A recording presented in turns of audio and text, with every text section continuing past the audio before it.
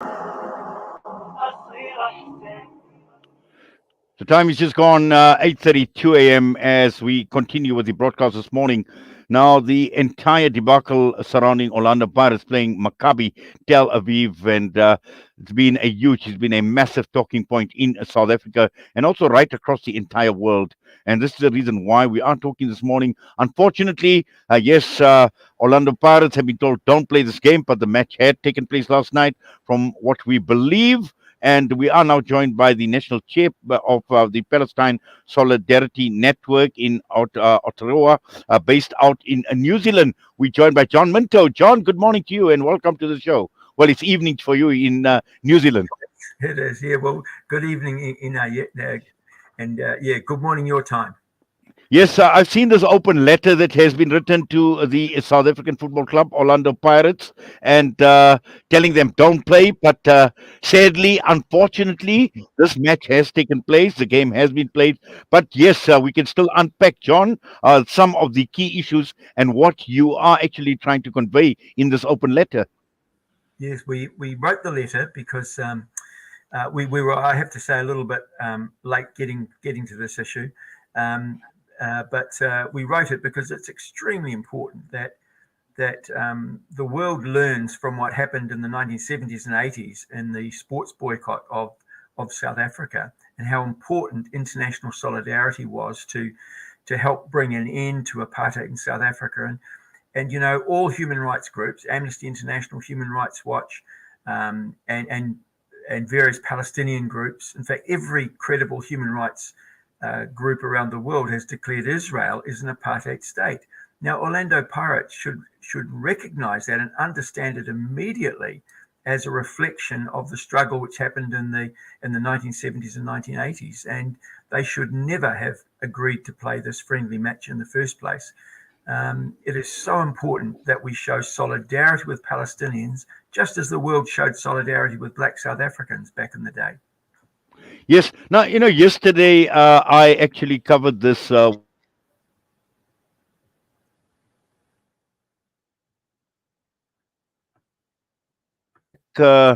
they went back, John, into the history of Orlando Pirates in the apartheid era, and those that began this club in the early days suffered the same fate. They suffered the effects, the impacts of apartheid, the brutality, the oppression, and again, the whole question surrounding sports, corporatization of sports, and in the interest of financial interests. These are all principles that they don't uphold or don't adhere to now. Yeah, well, I saw their explanation for why they went. They said that there's no international boycott of Israel that's been called by FIFA, and they had no sort of international guidance about a boycott, and they said that it would be against their history and their principles if they boycotted this game. And you know, we've just got to look back to the 1970s and 1980s. It wasn't the international sports organizations which called for boycotts. It was ordinary people. It was grassroots people around the world and grassroots sporting clubs who joined together and called for this boycott of South Africa. And in the end, after many years of struggle, it was very successful. Now, FIFA is never going to call for a boycott of Israel. FIFA is very much, it has a long history of, I guess, you know, moral shortcomings when it comes to international sport. They're very much governed by big money, and Puma provides big money. Israel, groups that are collaborating with Israel are providing big money to keep FIFA going. And what we have to do is recognise that the grassroots are where these things have to start. Orlando Pirates, they can make their own decision about the apartheid system in Israel. They don't need any guidance from anyone else. They should stand on their own moral integrity and take action. Well, we know that FIFA's never ever had moral integrity, and we see what has been playing out even on international sporting level with regard to Russia and Ukraine that has been playing out in the boycott of Russia, and also FIFA and also Europe If you look at, they've made Israel part of Europe in Yep. terms of competing on an Yes. international level, although geographically Israel is not part of Europe. So that is now the Yeah. level of hypocrisy that we see, Yes. John. They've gone out of their way to make a place for Israel and to protect Israel in international sport.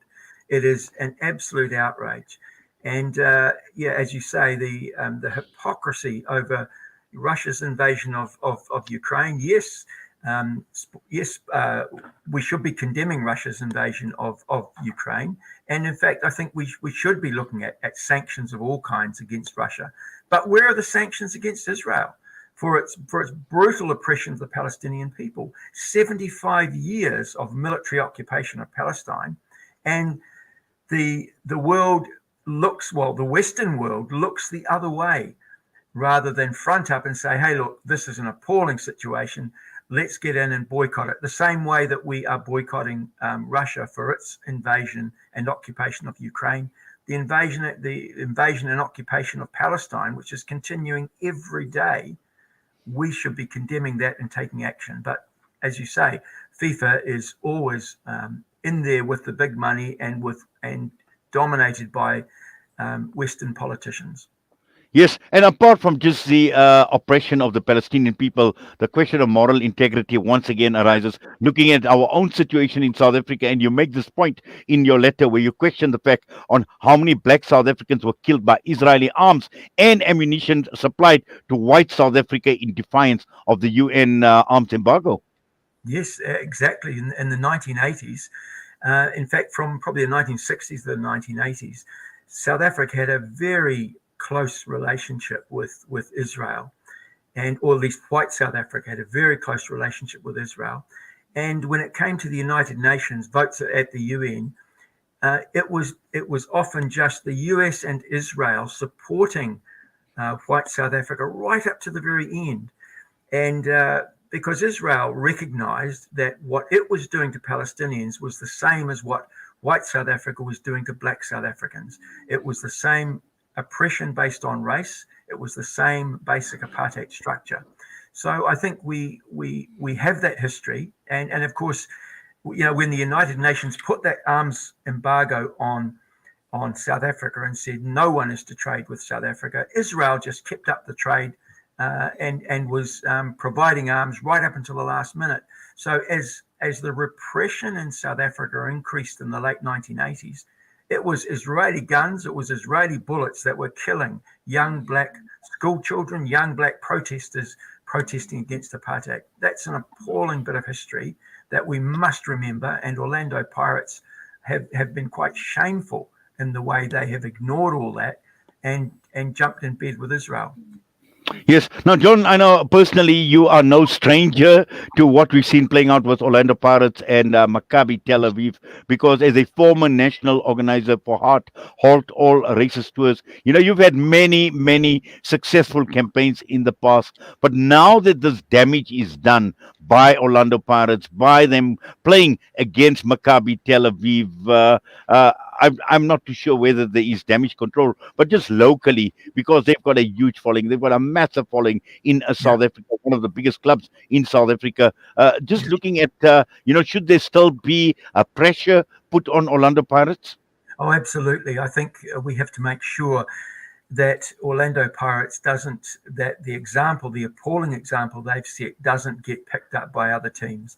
So Orlando Pirates, a lot of pressure needs to go on them from the South African football authorities and from ordinary people in South Africa. And from way over here in New Zealand, we'll be writing to them and asking them to not to explain what they've done, because there's no explanation which is going to justify what they've done. It's been absolutely appalling. What we must do is get them to adopt policies which oppose apartheid, which support the isolation of Israel in sport. And so we'll be onto that. And I hope organisations right across South Africa and ordinary football lovers will be doing the same thing. They need to really feel the heat. Well, John, thank you very much for that. And I know tomorrow morning it's New Zealand playing South Africa in the rugby, 9 a.m. our time. It is. It is. Yeah, that's yeah. Here we come, coming full circle. It's there's a lot at stake in this game. I have to say I'm not a great follower of rugby. I haven't followed it for pretty much the last 40 years, but I'm well aware of this game on, and there's a lot at stake here. Well, John, thank you very much for that. And as always, we do appreciate your time. Please take care and have a wonderful weekend ahead. You do too. It's really nice to talk to you. Thank you very much. John Minto, the national chair of the Palestine Solidarity Network out in New Zealand with us this morning. The time is just gone 8:42. We're going to go for a break and we come back. We will be talking with Dr. Ibrahim Dada. We're talking for the first time in history. The translation of the novel of the Holy Quran, Alhamdulillah, has been done into the language of Setswana.